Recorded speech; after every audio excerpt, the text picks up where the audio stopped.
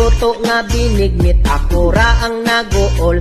Imbis hinog nga saging hilaw, noon ang gisagol. Tungod way kalubinan nilang mata, pagkaigmat silingan dilipat-lipat, ang lubi kay gikawat. Ug sila na problema tungod kay walay kaguran, may langgani kay ligon pa ilahang mga bag-ang. Pagkatibay pagka-branded sa ilang asalaan, ang dugay nang wala malabhi nga brief sa tiguang. Binignit mo diha kay libre ra, binignit mo diha kay libre ra, binignit mo diha, o binignit mo diha, o binignit mo diha kay libre ra.